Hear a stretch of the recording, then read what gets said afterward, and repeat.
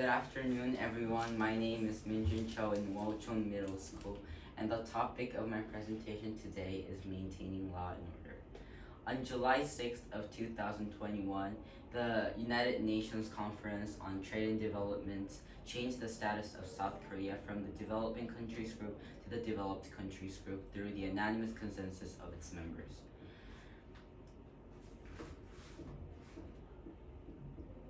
In the 57-year history of UN City AD, South Korea has been the only country to have developed into such a high status. However, despite its economic progress, South Korea is low in the level of happiness and the quality of life index. I think one of the most important ways to improve people's quality of life is to create a society where law and order are well maintained. The judiciary exists to ensure that law and order is maintained, but it is also very important for individuals to do small things in their daily lives. Now let me introduce some specific actions and examples that you can take in your daily life. First and foremost, we can start off by following basic order. Examples of basic order that we should observe include refraining from littering the street, recycling properly, and obeying traffic laws such as obeying traffic lights. Furthermore, there are also other activities that individuals can practice in their daily life, such as avoiding behaviors that may offend others, including making noises in public or making noises in public and being verbally or physically abusive toward those around them. Secondly, I propose that global citizenship education for youth should be mandatory in schools because it is education and campaigns that individual consciousness can be changed. Through this education, teenagers should be taught about knowledge and precautions regarding traffic laws and the importance of school violence and how to prevent it. Then they can learn about basic order and public etiquette and cultivate a sense of consideration for others. Thirdly, we need to use interesting methods to maximize the effectiveness of education. The first step is to provide teenagers with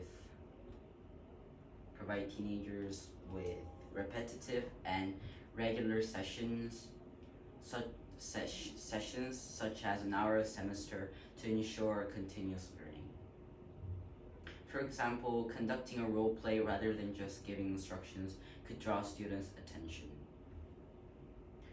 Young children these days tend to regard swearing and bullying others and calling them by funny names as only games, but by placing them in the shoes of the victims of bullying, they can realize how annoying and painful it can be.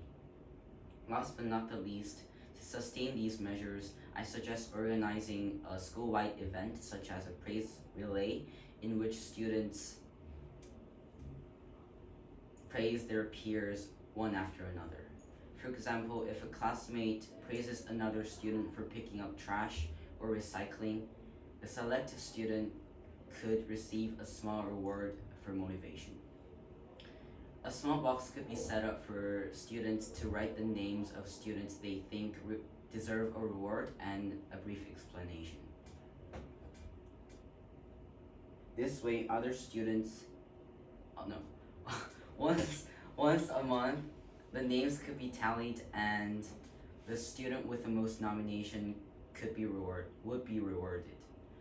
This way, other students would be encouraged to do the same and the sense of order among the youth would be enhanced. To summarize, society as a collective of individuals and groups requires order for its existence. So law and order forms the basic foundation of society. If one or two people start to ignore the basic order, thinking that it will be fine for them, disorder and lawlessness will gradually become widespread, and the level of happiness in society would decline.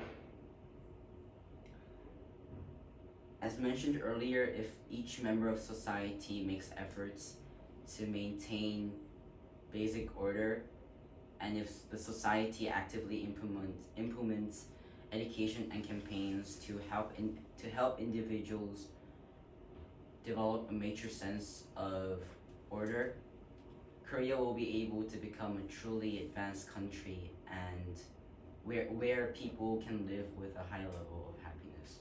That was the end of my presentation. Thank you for listening.